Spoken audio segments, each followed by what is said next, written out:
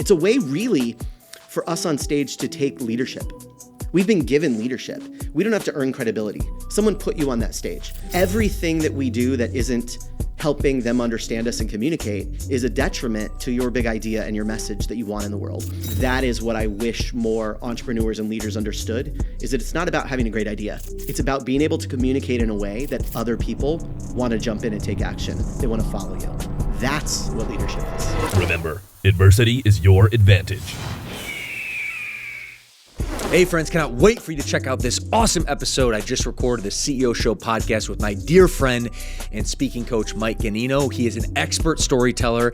He is my speaking coach. He's also the author of this new book, Making a Scene. So if you want to learn about the value of showmanship and storytelling and how to improve your leadership, you got to check out this episode. All right, storytelling, stage presence, and the art of being unforgettable. Mike Ganino, my dear friend, these are your zones of genius. They're pillars of your new book, which we're going to talk about.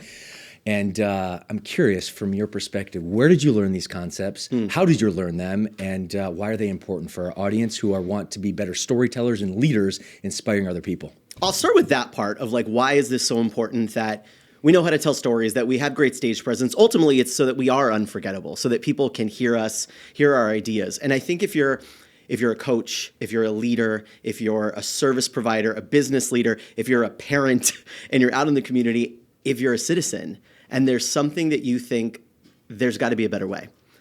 I think I have a better way. I heard about a better way. There's this way I wish people would do.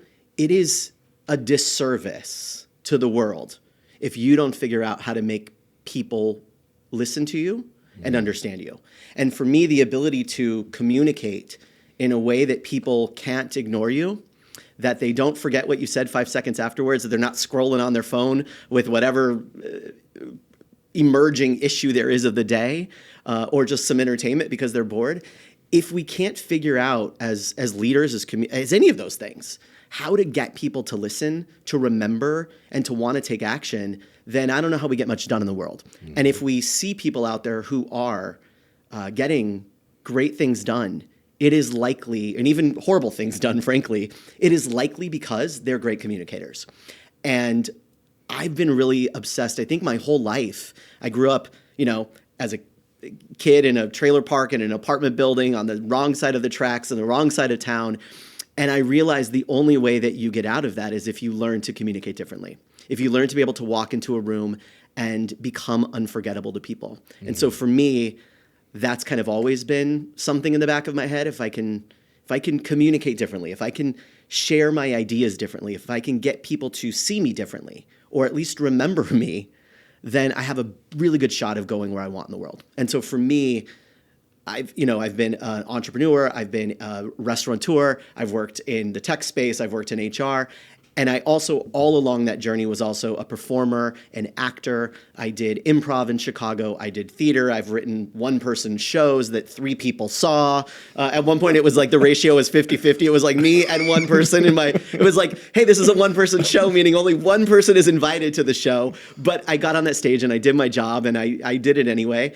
And so for years, I was a performer while I was working in the restaurant industry, while I was a sommelier, while I was a wine educator, an HR person. I always performed. I always got on stage. I was directing other people's shows. I was writing. And I realized that those two things were way more connected than I thought, and that the stories that I was telling on stage, I could figure out how to use those to pitch and sell my restaurant company. Totally. That I could use those to communicate to a team what we were trying to do and where we were trying to go. And the better I could get at bridging the performance world, where I could get an audience of people to cry or laugh, to care about some made-up person, if I could do those same kinds of things in a business setting, then I could probably create whatever I wanted. And for me, that is what I wish more entrepreneurs and leaders understood, is that it's not about having a great idea. That's easy. We can go get ideas all day long. It's about being able to communicate in a way that other people want to jump in and take action. They want to follow you. That's what leadership is. Mike, man, you are so charismatic. Like the first time I met you, we met in 2024, and you were a keynote at our friend Chris and Lori Harder's dinner series mastermind or networking mastermind event. And you took the stage and you did all those things and more. And immediately, like I was drawn to you. You could very see the charisma there. I'm just blown away. You're now my speaking coach. We're going to unpack a lot here, but all that you said there is absolute gold. My question to you is, if an audience member is listening, is like, okay, yeah, I get that. Like, I want to be a better communicator. I want to be a storyteller. My question for you is, was this factory installed? Was this a learned skill? Was this a little bit of both? How have you been able to develop that skill set? Yeah, there's a story in the book that I wrote about that I said I had a 15-minute talk. You know, at this point, I've been getting paid for a year or two. It's 2015 or so, something like that. I had a 15-minute session at an event. And I showed up to that with 275 slides. So it wasn't factory installed. Oh, wow. And that's my insecurity showing up, right? That was my own ego, my own sense of like, I have to make sure that my own imposter syndrome, really, that if I have enough information on the slides, I'll just pummel them with notes, with things. So things you've heard me say to you before about guilty as charged, my friend. I did it. And I think that's why I can empathize with my clients and with people is like, you're not a demon because we put so many bullet points on there, because I did it too.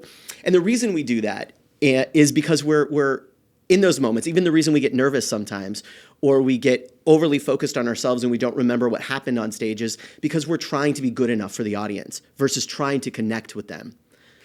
I think the thing that's factory installed in me is that sense of wanting to always connect, wanting to always make sure that what I'm intending to put out is what the other person understood. Because that's communication. Communication is not, I flapped my lips and sound flew out over air. That's not communication. Communication is when you've accurately understood the transmission I sent. That's when we've communicated. And I think a lot of leaders, I think a lot of folks out there listening will say like, oh, I'm guilty of that. I'm guilty of, I flapped my gums and nobody did what I wanted. I would say you probably didn't communicate then. You made sound, you produced noise, but you didn't communicate if they don't receive the transmission. I think that part of me is factory installed.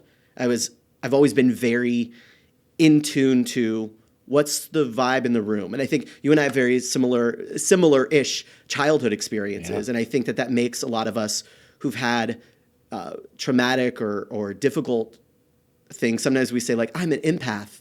I don't know that I'm an empath. I think I just had to get wired to understand the temperature in the room really quickly. Yeah. I've heard this from a lot of people who are children of alcoholics, that you have to walk into the room and know, is mom or dad mad right now? What mood are they in? And so we grow up sometimes and we think like, I'm an empath. I understand people. And I think, sure, maybe that's true. For me, I know it's because I always had to be very good at reading the temperature in the room, understanding what was going on, and adjusting my own communication to get what I needed in the moment. That, I think, is a little factory installed and learned very quickly. What I had to go and learn was, how do you actually tell a story so people want to listen? How do you pace a story so people want to listen? How do you move on a stage so it's not just sporadic and wild, but actually is aimed at achieving something from the audience? And that all I learned as a performer on stage, as an actor. You learn that my job isn't to come out and be good. My job is to get what I need from you as my scene partner. And so as a speaker, what I've had to do, and as a director for other speakers, is to help translate how can they do the same thing. For example, you've heard me talk a lot about eye contact. Oh, yeah. Okay. So eye contact is one of those things that we hear. We got to make eye contact when we communicate. Yes. And so what we often do on stage or in a boardroom or even on a Zoom screen is we think, I got to look at everybody. I'm looking. I made eye contact. But the point of eye contact, like you and I sitting here, our eye contact is about connection. Right. It's about communication. And if we get on stage and we're just darting around like those sprinklers in the front yard that that's what it sometimes looks like. And I'm guilty of this. That's why I could talk about it. I'm laughing so hard because this is, friends, as I mentioned before, Mike is my speaking coach, and you've been giving me very painful but very gold feedback. And one of them was actually pacing like a lion, which you just talked about. The other one was like spraying my attention. Yeah. And for me, I felt when you gave me coaching to, when you're looking at the audience, to hone in on one person at a time, then one person, that's not a naturally like factory installed feeling. In fact, it feels like I'm disregarding or dismissing the audience. Sure. But as I watch myself on film, when I execute what you tell me, I'm able to connect with the audience better. So I'm curious from your perspective, how did you learn that and how do you apply that? It's two things, I think. One, I learned it from watching really great performers. Like I remember, and this is later after I'd learned it, but I remember in 2013 or 14, I went to a Kelly Clarkson concert at the Staples Center, now I think Crypto Center in LA. Yeah.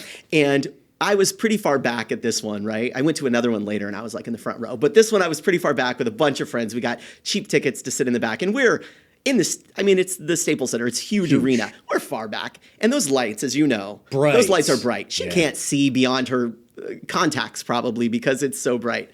But you're sitting there in that moment and she starts off, you know, she has her little song. She's like, a moment like this. And she looks and you're like, she actually is looking at me. And she holds it and she sings a little bit of the song and she smiles and she looks at someone else. But in that moment, I literally was like, there's not 17,000 other people in this room. It's just me and Kylie Clarkson, 500 people back, bright lights in her eyes, saw me. And she's singing, she's remembering when I came to an American Idol taping in 2002, she remembered me. That is it. And you know what happened? Everyone around me felt that. And everyone in the arena felt the same way of, oh, that was intimacy. Yeah. That was communication. Intimacy. That's what it is, Mike. Yes. I'm literally learning as we talk. That's what it is. It creates intimacy. Yeah. And that intimacy is really powerful because that intimacy is what the audience, even when you don't look at them, feels. So Kelly having that moment with me or the 500 people in the same section I was in gave everyone else the feeling of like, oh, she is really connected with that person. So she's connected with me. Yeah. And I better be ready because she might look at me next. And that I think is something that I see over and over in great performers. And now everyone, when you go to a concert, you're going to see it. You're going to be like, oh, Adele was just singing to someone right there. Bruno Mars was just talking to someone right there. And it feels weird because you think, like what you said, I need to sprinkle my energy to everybody. Right. But in doing that, you lose the potency of it. You lose the intimacy of it, right? Versus looking at someone. A good cue is look at someone until you see their face change. Look at someone so long until you recognize that their face changed because they said, oh, like what you just did to me, right? I just said that, and your face went from like listening to me to, Imagine doing that to an audience. So you say something, that guy does that. Great, I can turn. I got him. We communicated. We just communicated. I know it landed. Or I know something landed. Yeah. Now I can go to the next one over here and I can talk to this one. And I could say a line or two until this person does, cool, I gotcha. Now I can go to someone else. That's when we know we're actually communicating with the audience. And that level of intimacy, I think, is one of the currencies I have. I know when I get feedback, when the generous things you said about me at Lori Harder and Chris Harder's event. Totally. I know that one of my currencies on stage is my ability to have intimacy with 500 people at once. Well, to interject here, I mean, aside from having similar backgrounds, being trailer park kids and all that, I genuinely, when I was listening to you the first time, I thought you were like speaking to my soul. Like I felt it was just a one-on-one conversation, and I was just so drawn to that. Immediately afterwards, I'm like, all right, I got to talk to this guy. I got to learn from this guy. It was the intimacy, it was the connection. Yeah. And I remember too that you did, and there was like a little, I'm not saying this to be like, I had a line of people, but you're so polite in general. This is one of the things I've heard everyone that meets you says such great things about how you show up for them. But even there, I remember you just kind of, I'll wait my turn. There's other people here. And there was a woman there who was she was a designer and she wanted to go on TV, and there was someone else. And one of my friends, Erin Lindstrom, who does a lot of my marketing and operations, she said one time, she was in a room. She's known me for years. She was in a room that I was teaching. And she was like, there's a moment where I literally forgot. I just was like, I'm Mike's favorite. I'm Mike's best friend right now. That isn't about me. That's not something I'm like so good at doing. It's these skills. It's these learnable things. Holding eye contact until someone's face shifts.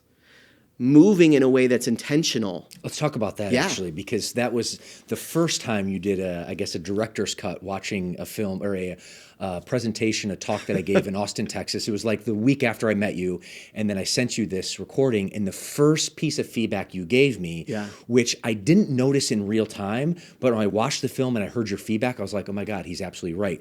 I was literally pacing like a caged lion on the stage. Yeah. So whether that's nervous energy, and I don't think I was nervous of this. I knew that content, but it was just, I guess, it wasn't in my awareness, intentionality. So why does that happen? And then how do you, I guess, correct that? And then really to a way that you can create more connection with the audience, because that's the goal. Yeah. There's a couple things that people do with that. One is the actual pacing, which is where someone is literally going back and forth. And you might recognize this in yourself if you're watching and listening, and you'll say like, oh yeah, I do that. And then they look at the ground, like as if the answers are there. Like they look down as they're talking and thinking to go to the next spot, which is a total disconnect from the audience. Yes. So the whole thing we're trying to do is to communicate, to have intimacy, and then we turn our body from them to walk across stage while we look at the ground as if the answers are coming to us versus staying with someone. And you know, one of the great tips here is if you lose your lines, if you go up on your lines and you're like, I don't remember where I'm going next, stay with someone.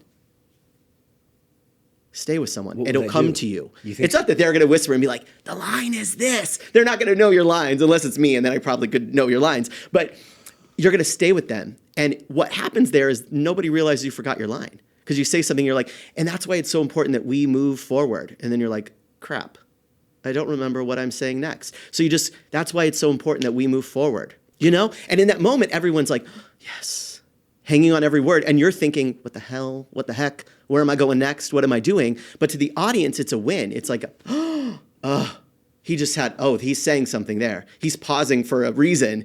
Versus if you look at the ground, you're disconnected from them and they're watching you think versus watching you stay connected to someone, which feels like a win. It goes back to the intimacy thing.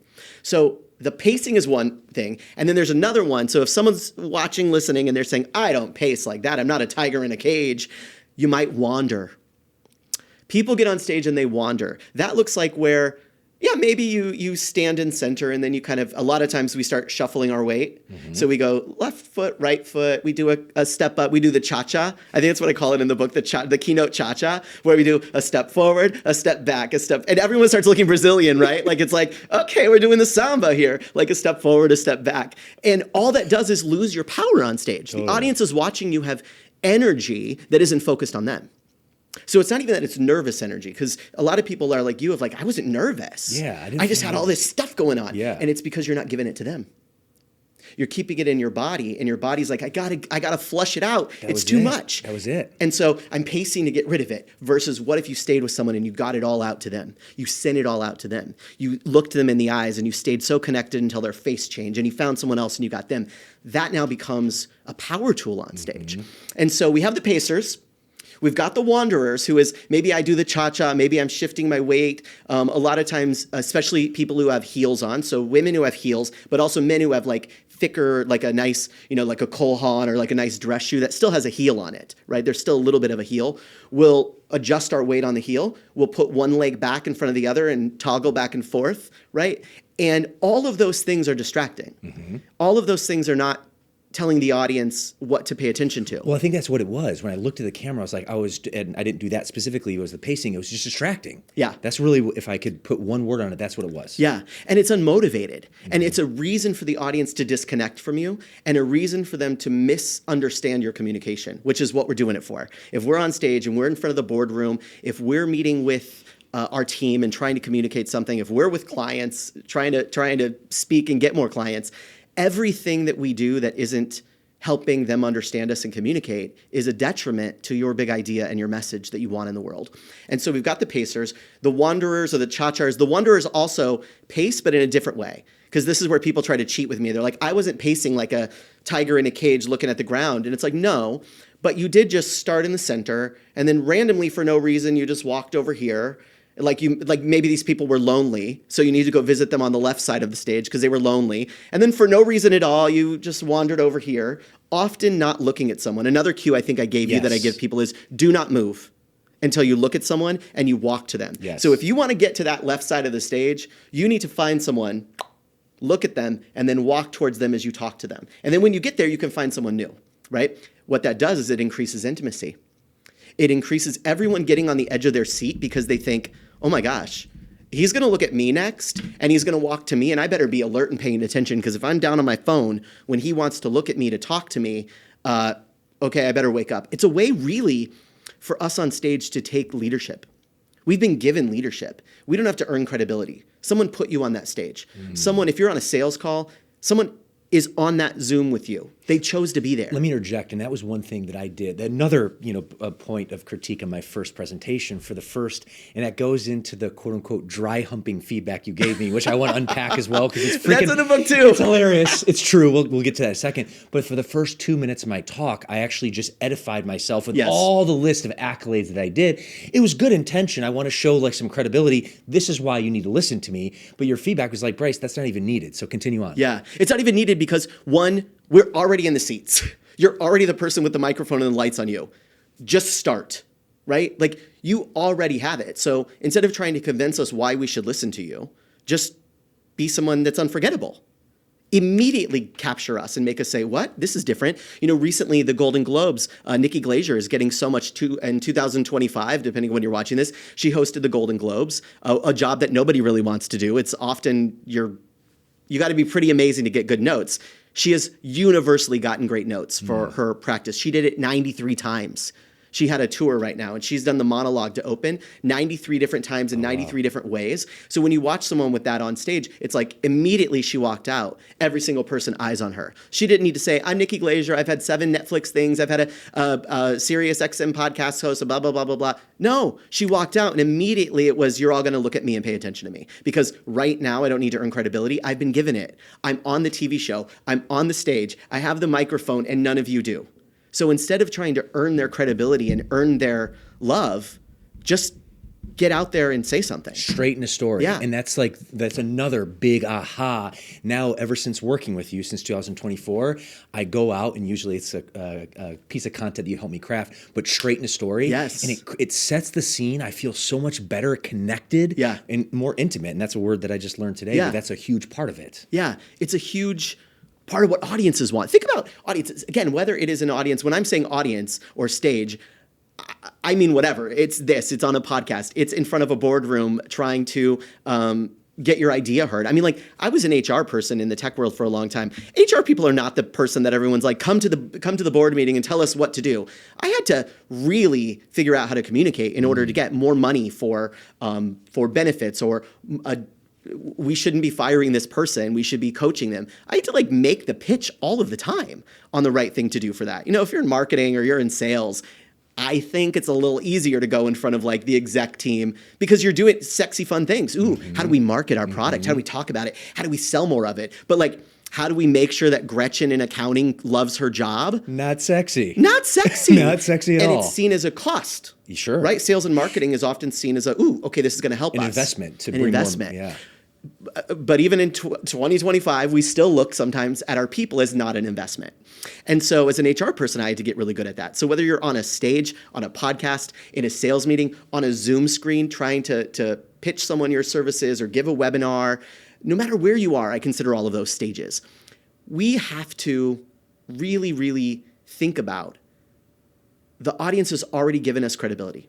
They've already given you a minute of their time. Your job is to buy the next minute by the first thing you say, and then to get the next minute. And so with starting a story, walking on stage and I love a cold open. So there's warm open and cold open in a bit. Unpack that. A warm open is where you come out and hey, it's so great to be here. Last night I saw so many of you here in Cabo celebrating being the world's best salespeople. And what a place to be. That's a warm open. It's a little bit of acknowledging the room. And there's good ways and bad ways of doing it. The bad ways of doing it are 5 minutes of navel gazing, which is where, thank you so much. When I did your event, you had me come here and speak to your team once. Crushed it. And I didn't come out and say oh, thank you so much. Wow, what a great building. What a great thing. Y'all are lovely people. Thanks for being here. And Bryce, thanks for having me and trusting me, blah, blah. I didn't do all of that navel gazing because that's the audience saying, oh, I got a couple minutes to look at my phone before he starts. Navel I gazing. started in a scene. You start in the scene right away and the audience says, what's this about? Yeah. And the great news is when it comes to communication, the bar is so low. The bar is really low. So if you can be marginally better, the audience sits and says, what's this about? Okay, this doesn't sound like the last 5 speakers I heard. This doesn't sound like the last 3 podcasts I listened to. This doesn't sound like the last sales pitch where they started the sales pitch saying, let me tell you a little bit about our company. I promise you, if someone is on a call with you, they know enough about your company and they do not care. Mm-hmm. They care about their problems, what's going on for them, what they need, how you're going to solve it. So and this happens all the time. I used to work with companies and I would design their pitch decks, right? And then teach their teams how to deliver it. 90% of the time, the beginning of the pitch deck was, here's our background. And it's like, why? You're already in the room. Just tell me what you're going to do for me. Help me understand my problem in a way that no one else has ever helped me understand it. Help me say, wow, Bryce really explained what's going on for us in a way that I haven't heard anyone else. If he can explain our problem so clearly, I bet you he has some interesting solutions. But sitting there and saying, like, I've had 10 years of blah, blah, blah, da, da, da, da, and we've got the world's most advanced people in the work, nobody cares. Let me interject here, Mike. And from my perspective, that's very factory installed when I'm one-on-one with someone. So when I'm one-on-one, there's no way I'm just going to word vomit like about me and how great I am, et cetera. It's literally, I feel blessed. I'm factory installed with a level of curiosity. So genuinely, I'm curious. I'm going to ask you a bunch of questions.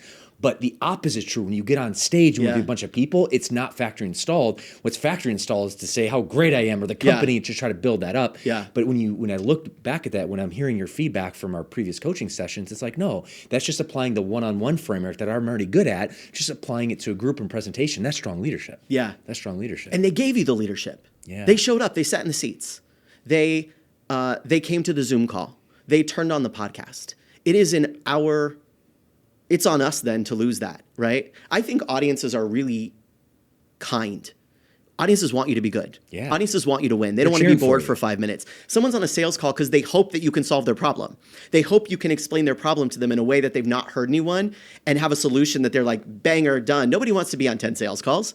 They want someone who can immediately help them. So what if we focused on that? And this is the thing that I learned from performing is we get rid of the nervousness. We get rid of the need to be good enough, right? We get rid of all of that when we can be others focused. If I'm in a scene, if I'm doing a show with someone and we're on stage together, the reason that great actors are great actors is they're not worried about themselves and they're not worried about applying performance to themselves. They're not worried about like putting on the makeup of performance, right? What they're worried about is how do I get what I need from you? Yes. How do I achieve what I need from you? If you walk onto stage, if you hop on a sales call, if you get in front of your team in a meeting and you say, this isn't going to be about, am I good enough?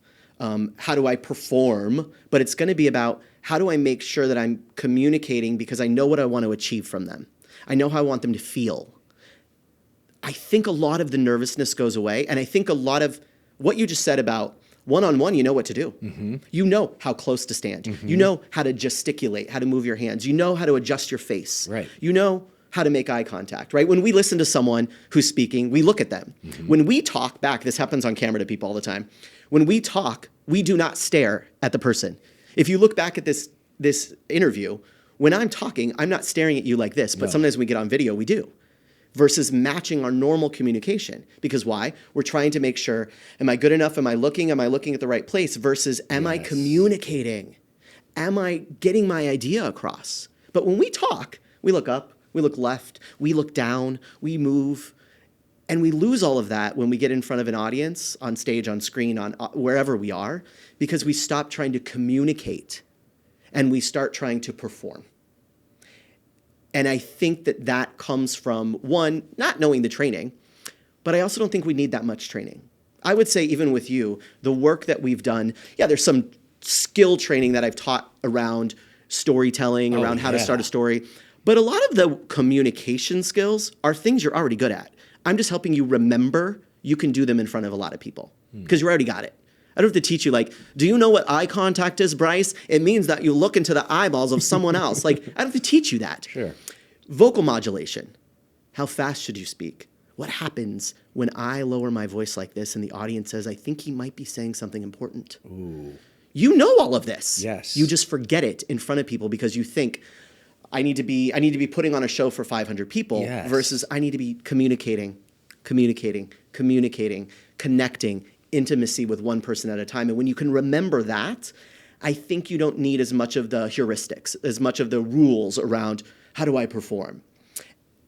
And what I find, I have a range of clients. I've got people speaking at huge levels, $30, $40, $50,000 for a keynote. They're on big TV shows. They're in big events. They're invited to people's things. I've got people who are speaking to a marketing team. They work inside of a company and they speak to their team or they speak to the board of directors. I've got speakers who are making $2,500 for a gig. And it would be easy sometimes to say, like, what is it about, what kind of notes are you giving them? How are you coaching them differently? And I would say in general, my coaching is pretty much the same day to day. It doesn't change a lot. What would you say to interject then the difference from a client of yours that's crushing 30, 40, 50K a presentation versus someone leading a marketing team or doing 1,000 or 1,500? What's like the big difference from your perspective? Yeah. So on the skill side, on the stage side of it, right? Because there's a whole conversation around positioning, marketing, relationships, networking, sales. There's a whole piece there. But I will say if we were just watching them on the platform, or we were watching them in an interview or on a screen somewhere in a video, the difference is, and you're going to love this, this is right up your alley, is growth mindset.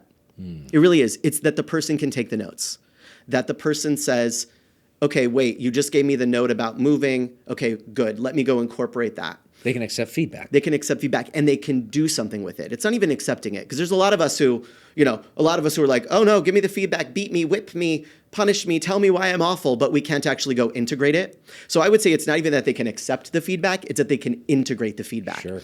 And so what I find there is that, even with you, for example, right? We started off, you sent me a video, I sent you the video back. And when he says this, it's me watching like screen in screen. Yep. I'm watching a video and I'm pausing it. Okay, here, see what you're doing here? What's going on here? Here's what you might try. This is what's confusing. This is what you're doing. Why did you do that with your voice? Why are you doing this? It's me bringing awareness to all the things that are stopping you from communicating to the audience. That's all it is. Yeah. But it's painful to watch. Oh, yeah. You've been back 3 or 4 times for this. Oh, yeah. I mean, this week I did one for you. Yeah. Like, you've been back 3 or 4 times for this. And every single time you say, got it, I'm gonna go integrate this, I'm gonna go try it, let me see how I did. Let me watch the game day. You watch I'm really stretching my sports analogy here, but you watch the game tape. That's what it's called. The film tape, yeah. The film tape. Yeah. And so that, which I think I learned from you in one of the talks we were doing about the University of Michigan coach. And there was film tape, and I was like, oh, that's what I'm doing film tape. And so that is what happens there. With Lori Harder, same thing. Let's watch the video. Let's watch what you're doing. Let's try this. Stand up, try it again. It's the ability for someone not just to like accept the feedback, but to do something with it. To say, I'm going to go integrate. I appreciate that. But it's interesting from my perspective. I would like to think I'm open and growth-minded, right? There's also skill development as well. So yes. The first time you shared that feedback, painful to experience, but I was like, no, he's absolutely right. I'm pacing like a madman right now. So that second presentation, which is the keynote, our World Conference at Fit Body Bootcamp, 500 people there. It was awesome. Got a standing ovation. Super grateful. In fact, shameless plug for you. After I walked off stage, my marketing lead was like, that speaking coach, Mike, definitely working. Keep going back to that guy. But this all in mind, after the second presentation, I knew consciously, awareness from the previous tape, that I needed to make sure I was more intentional. I was looking at the audience and I was not pacing, and I got about 50% better. I still was pacing, but it was better. But the third presentation is really where it started to feel better. So all this to say, the action step and the call to action for the audience is, when you're getting this feedback, you need to be able to have an open mind, take action, but you're not going to be perfect. It's a matter of iterating and continuing to get better. That's one of the great things about my business model. This is an art form that is impossible to perfect. Oh, yeah. Like, this is why, Halle Berry, these people have acting coaches. These people still have acting coaches. They still have dialect. One of my good friends, Samara Bay, she has a great book, also similar with public speaking, called Permission to Speak. She started as a dialect coach, teaching people how to sound British or this way, or how to sound like you're from Appalachia. Oh, wow. And they have these people on set. Just like a personal trainer, right? You can get into like great physique, but like you're never going to perfect it. No. It's something. So it's a great business model for me because great. Once we get to a place where like that's stellar, guess what? There's an even more stellar version. There's always another level. There's always another level. And so the other thing I will say too that's really helpful, that I give this advice so often and so infrequently do people take advantage of it, is we need to understand there's a difference between doing reps, because sometimes when someone's starting off speaking even, someone will say, oh, you just need to get out there and speak like 20 times for free to get reps. Maybe, but not if you're not getting notes. It's like if I went to the gym and I'm incorrectly using a piece of equipment, I'm not going to get better. And in fact, it could hurt myself. I could delay progress. I'm going to interject here because this is so gold, Mike, and I'm going to give you another shameless plug. I've been speaking for the last handful of years. My speaking has gotten exponentially better in the last 12 months of just working with you. And it reminds me back when I used to play soccer back in the day, my soccer coach, who was one of the best high school soccer coaches in the state of Michigan, would say, practice does not make perfect. Perfect practice makes perfect. Yeah. And what I learned from that experience is it's about watching that film tape. And working with you, I was doing the same things over and over again. It's kind of using the example of lifting that weight the same way, but I was actually lifting it incorrectly. So yeah, I probably marginally got better, but it wasn't till I hired you. I was humble enough to look at the feedback, accept the feedback, and I was like, oh, wow, I'm actually going to adjust. And just in the last 12 months, I've exponentially improved my speaking ability from the previous 5 years combined. Yeah. And you've heard that from several people. I know you've heard that from the marketing person. I know you heard that from Bedros. Oh, yeah. And you've heard that from several people like, whoa, what happened here? And I just think one of the things people hear is that bad advice of, oh, just get a lot of reps. How do you get better? You get a lot of reps. Not really, because if you do, like you said, if you do the wrong thing over and over, you're not getting better. And it could actually hurt you. Yeah. Especially if you're in front of people and they stop inviting you because it was so bad. Yeah. Or because you get so ingrained that it becomes an identity. And it's harder for me to then work with you because you're like, no, that's just the way I sound. And it's like, it's not the way you sound. It's the habitual way you've started to sound. It's the conditioned way you use your voice. For example, I was working with someone recently and she goes, I keep hearing all the time that I'm hard to listen to. But the reason why is because she was holding her chest very tight. So all of the time, all of her sound was coming out way up here. And she's like, but this is just how I sound. I sound this way. And so it's cruel for people to do that. We did exercises. Now, what's happening there is that she's pushing all of her, the sound production is all coming through her nose. So it's getting very constrained. Normally, a lot of our sound, our articulation, our movement is coming from our mouth and our nose, our sinuses, all of that, it's bouncing around in there. It's why when we have a cold, we sound stuffy, is because there's not as much. It's like dampening a room, like for a podcast. Yeah. You soften the sound. So when you have sinus congestion nose, it's softening the sound. You can't have as much space to bounce around in, acoustics. What she's doing there is unnaturally forcing from birth, what she told when she was little girls don't scream like that. Little girls are polite. Who knows? I don't know. I'm not here to do that part of the work. What I'm here to do is to say, hey, do you know that if you breathe in and then you let the words come out on your air, it might help? Do you know that if we can loosen up your jaw so you can use your mouth more, it might help? Do you know all these little tricks that, is she going to immediately sound like a different person? No, she had 45 years of habit. But we were able in a session or two to help her lower her larynx, move some of the sound down so that she went from sounding like this way up here where it's very difficult to listen to, and she's a marketer. She needs people to listen to her, clearly, right? Yeah. To sounding a little less like that. And over time, with practice, with the right feedback and the right reps, she could get better. But if she was just getting reps, constantly sounding like this, but hey, go out and speak everywhere you can, but she just stayed up here and didn't get any training, then she's not going to get better. And she's never going to be someone that people say, wow, you got to go listen to her. In fact, the opposite will be like, don't go to the meeting. You're going to have a hard time listening. And that wasn't her true voice. It was the voice she had adapted to become for whatever reason. There's all kinds of reasons that this work, that we get where we are. There's all kinds of reasons that we move the way we move. And your background, we've talked about this even with people in physical training in the gym, like the emotional stuff that people bring with them. Oh, yeah. That happens on stage too. And we think, well, I'm a so-and-so, which is why we want to lead with credibility. I'm a so-and-so and a such and such, so listen to me. Versus, what if you could get up there and be so, I can't take my eyes off of him, that they can't take their eyes off you? What if you did that instead? Because the getting up there with all your credibility is somewhere along the way. You don't think you're enough. You don't think you're good enough. The moving around on stage, instead of standing still, placing your feet, and this is one of the things we talked about, going up on stage, standing still, planting, walking out, talking to someone for a minute, talking to someone else for a minute, talking to someone else, and then, boom, now I can move. Imagine the power that has. But that power is scary, I think, to us.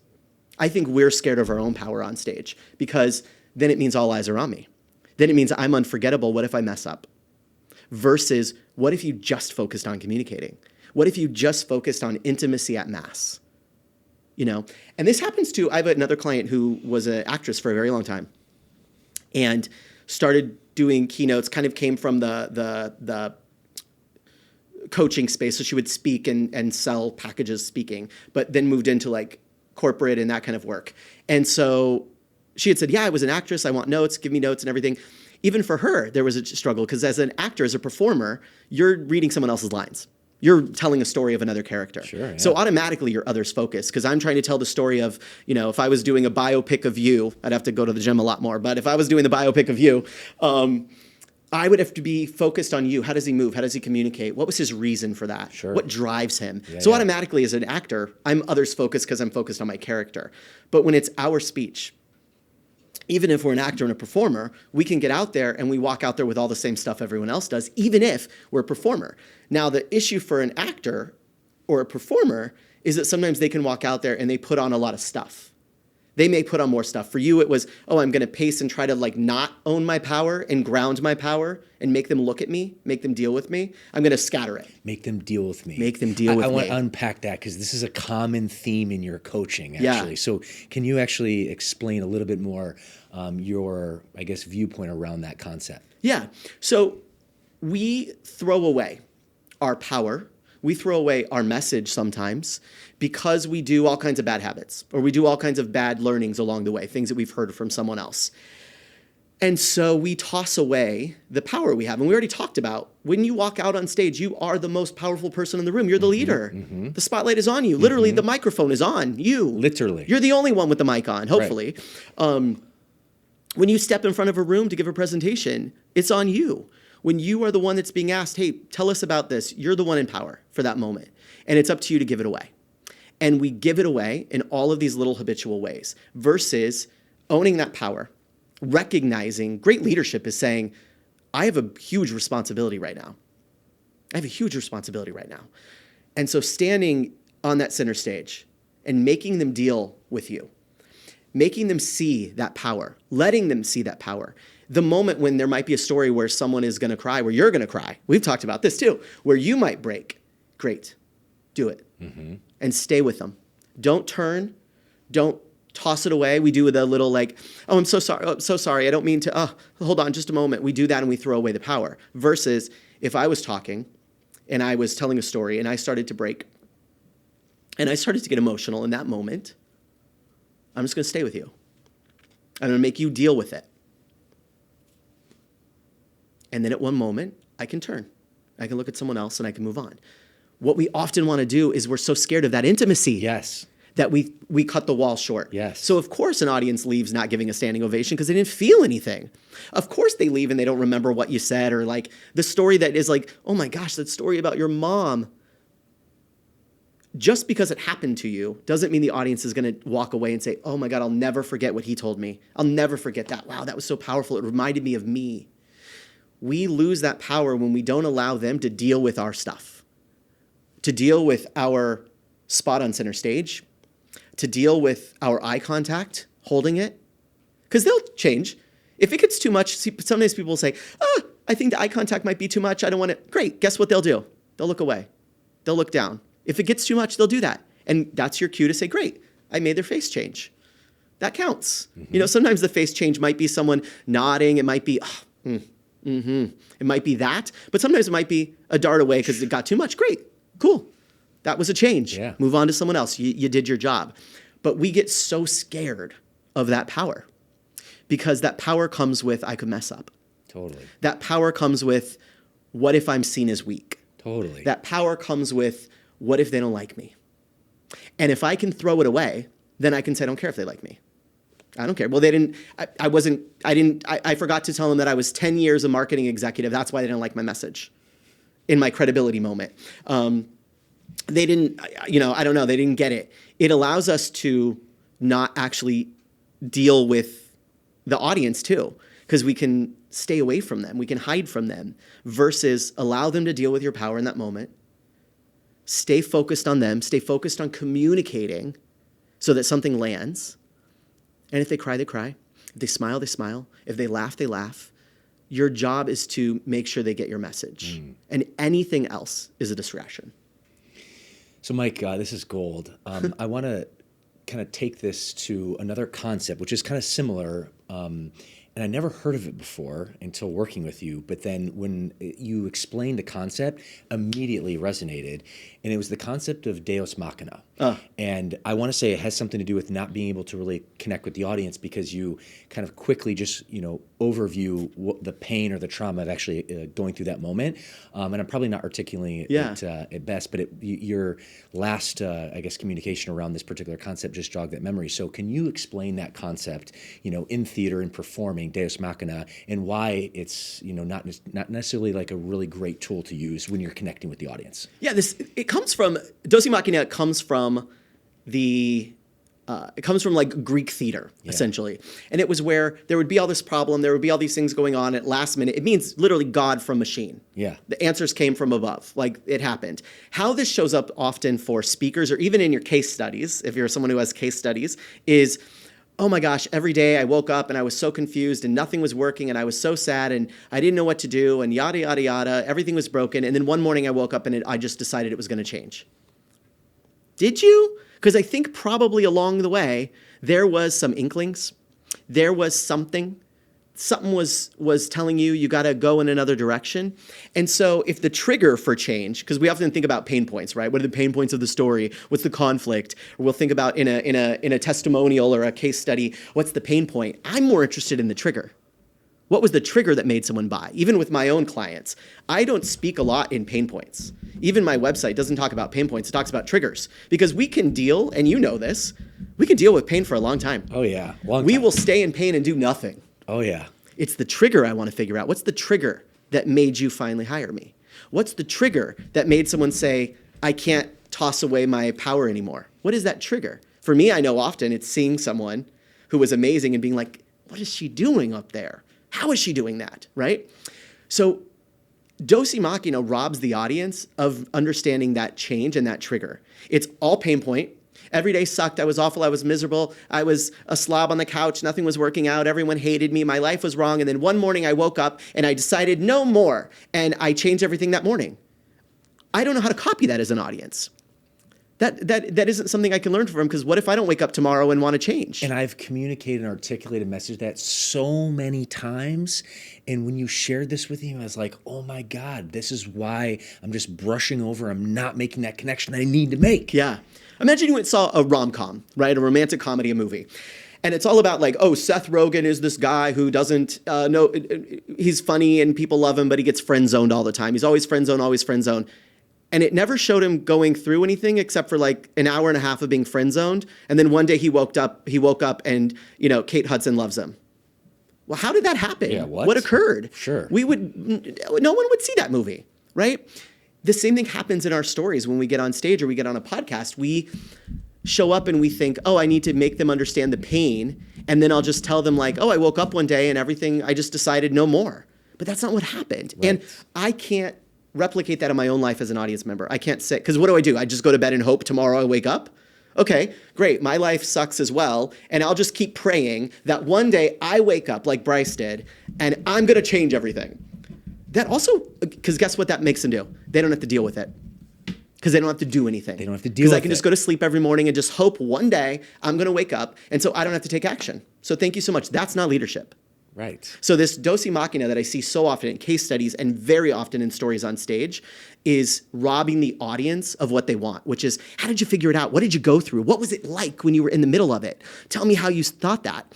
And I just think it's a way that we minimize our power on stage and our potency on stage, and also our intimacy, if we go back to that idea. Because we're just telling the audience, here's all the problems I had, and then one day I woke up and I figured it all out and I started anew. Versus on day 45, it got this bad and I started to do this. I remember seeing someone across the way and I was like, wait a second, maybe I could start walking like that. And I did, and then it didn't work. So I went back to ground zero. Like, that intimacy allows the audience into what was going on for you and what they might be going through, what might happen for them. And I just think it's a crime to rob them of that. Love that. That is so gold. And it just spoke to me whenever you explained this concept last year in our coaching call. So I appreciate you elaborating for our audience. Yeah. The last concept that I want to talk about today, and you actually just used the word pray, which triggered my mind. And when in our last full day coaching, you talked about wanting to pray on the audience. And at first I was like, what, Mike, are you talking about? But then as you articulated, I was like, this guy is making a lot of sense right now in our ability to connect and engage with the audience. So can you talk a little bit about, from your perspective, on how you pray on your audience and really what the value there is? Yeah, and it's pray, P-R-E-Y on this one, although you can pray the other way too for them if you want. Maybe do that backstage and then come out ready to bless them. So again, it's another example of not throwing away your power, because what we're trying to do is to keep people's attention. Whether we're in a video, on a podcast, on a stage in front of people, we're trying to keep their attention. Mm-hmm. We're trying to keep them tuned in. And we have this thing that people say all the time, like, oh, people's attention spans today are awful because of TikTok or social media or whatever. That's just not true. People are reading, like people were saying this 20 years ago when little kids were reading a 500-page book about a little wizard boy, okay? Their attention span was fine. We watch 32 episodes of a TV show in a day. Our attention spans are fine. The problem is the message sucks. The delivery sucks because it's not wired about trying to communicate. It's not wired about trying to keep that person right here. And so when I say that we need to walk out and pray on the audience, we need to make it so that they are wired and their nervous system almost is triggered to say, oh, I better pay attention here. We get so used to like, oh, the same old, same old. So when we see someone come out and they, hi, everyone, thanks so much for having me today. Oh, John, you're so great. And Lisa, wasn't Lisa wonderful? And thank you, John. And you all look great. And blah, blah, blah, blah. And the bed, isn't this hotel great? Okay, great. You sound exactly like everyone else. You're sending a signal to the audience. I can tune out because there's nothing new here. Then we start talking. We say, let me tell you about myself. Let me tell you a little bit about me first so you understand why to listen to me. And I understand this because there's so much like of the webinar formula that a lot of coaches have learned, which is like at the top of your webinar, tell them like, who is this for and why should you listen to me? Except why don't you just be good and interesting from the beginning and then I'll listen to you instead of trying to like batter me into listening to you. I'm just laughing because I'm just checking the boxes of stuff that I used to do before I met you. We've all been taught, but when you actually look at it, you're like, oh, that's just someone else's survivorship bias. Survivorship bias is, well, this is what I did and I didn't die, so it must work for you too. That's why we hear speeches when people say, survivorship bias. Say a speech should be an intro, 3 supporting facts or points, and a close. Yes. That's an 11th grade persuasive essay. That's not a compelling piece of 1 hour keynote. That's a persuasive essay for college, for high school. But someone did it and they didn't boo them off stage or shoot them. So then someone started teaching that. So someone else taught it. And so we all do it. And it's like, but that doesn't work. That's the survival bias. I'm just survivorship bias. I have a list of notes here, man. I survived and that's what I did. So it must work for you. But the problem is the narrator of that is not very trustworthy because they've never actually given someone else notes. They've never actually watched and said, what makes an audience lean in? This is where my performance background comes in. It's like being a director, being an acting coach, being I've coached hosts for TV hosts, like reality and game shows and stuff. And I've watched, when does the audience turn on them? When is the audience bored on them? When does the audience look down at their phone? Most speaking coaches are people who were speaking coaches, and someone said, hey, can you help me do that? And they said, sure, I think I can make some money being a speaking coach, versus being people who are obsessed with the craft of being unforgettable on stage. And so what often we find is that people walk out, and they walk out with all these bad habits and old tricks that someone did once upon a time, and it loses their potency and power on stage versus walking out and praying on the audience, standing still so they can't take their eyes off you, looking at someone as you say something so they're like, what the heck is going on here? I better wake up. Because that's what you would do if you're a little rabbit in the field and you're scanning and you see a tiger over there, you don't ignore it. You pay attention to that tiger. Mm-hmm. You say, oh, I better watch, right? You get alert to it. When we're in a room, we were at we have a food hall in our town, like a little, a bunch of, there's pizza place and a taco place and a brewery and a wine and, all this thing. So we're there with my daughter recently. It's why we can't take our eyes off little kids. When we watch little kids, people say in Hollywood, like, don't work with kids or work with pets. Why? Because they're so potent. because they're not pretending, because they're not trying to be anything, they're trying to communicate. So when you see a little kid in a room and they're bopping around, it's like, oh, I can't take my eyes off that kid. What's going on with them? Whether you like them or not, right? And it's because, in a way, they're doing what I say when I say prey on people. Make it so they can't take their eyes off you because it's dangerous to ignore you. And not that you're going to hurt them. I'm not saying like trigger your audience and make them cry, but I'm saying make it so that you walk out, you stand, you talk to someone for a minute, then you look at someone else, you talk to them, and the audience now is getting the message, you better have your eyes up because he's going to come talk to you in a minute. He's relying on you. He's not doing sprinkler head eye contact. He is talking to someone, okay? And then you're standing here talking, and you look at someone, you walk over to them, and now the audience says, oh, shoot. He's getting closer to that person to say something important. You start to use your voice, and you're saying something, and then all of a sudden you get slower, and you get softer. And the audience says, I better tune in. I better lean forward. What's he saying? It must be important. And people don't even leverage that on podcasts even. You're pacing. Slow down. Speed up. Talk fast if you want someone to think something's ridiculous. But then slow down and repeat it. You hear like Oprah Winfrey classically does it of like, you are here. You are here. Those are things to signal the audience of like, oh, pay attention. She said something. She's doing it. All of these things that great people on stage, screens, and audio do are all learnable to a degree. And yet we have these bad habits. So we show up and we throw away our power on stage. But on stage, you are the tiger. You are the one in charge, and these little bunnies are waiting for you to guide them and tell them what to do. And if you don't, I think what a crime and what a shame to your ideas. If you want to change the world, you better learn how to talk. You better learn how to communicate, because otherwise nothing else happens. Mike Ganino, the message you have in your tagline is mic drop moment. Boom! That is a mic drop moment right there. As this conversation is going down or winding down, the name of my podcast is the CEO Show, the Chief Executive Officer Show. To you, Mike, what does a CEO mean? Well, this is going to sound like a broken record at this point in this interview, I think, but a CEO to me is someone who takes responsibility for the power they have.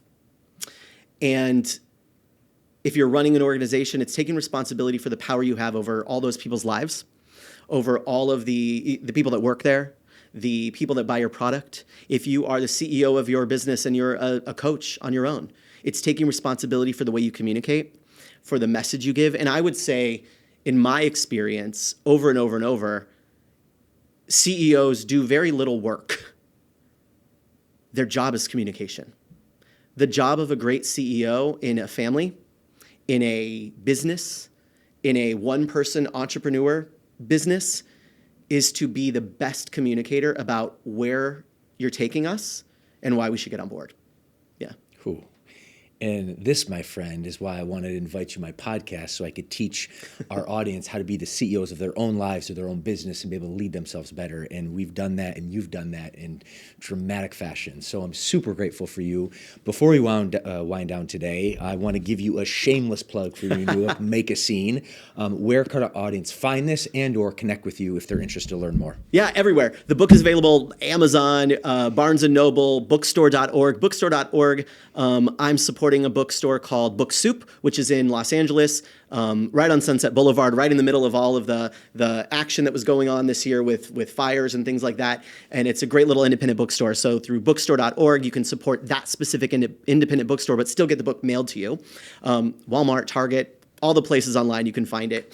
And to find more about the book or to help me get you to the book, you can go to mikeganino.com/book. And we've got resources there. We've got some free little goodies and stuff like that. So mikeganino.com/book has all those links for you. Beautiful. And I'll have my team put all that stuff in the show notes. As we wind down today, first I want to acknowledge you. Thank you so much for taking the time here to be with me today. But way more important to this, Mike, man, you are just an amazing soul. The amount of value you've added to my life is just immeasurable. Just with your ability to be able to craft a message, help me craft a message, be able to connect with my audience better. I am just so grateful for you. And from the bottom of my heart, thank you. I'm so grateful to be a friend with you and looking forward to, I guess, our future endeavors. Thanks for having me. Friends, I know you got a ton of value from this episode. My biggest ask, like, subscribe, and drop your biggest takeaway in the comments. That way we can connect. And as always, adversity is your advantage. We'll see you in the next episode.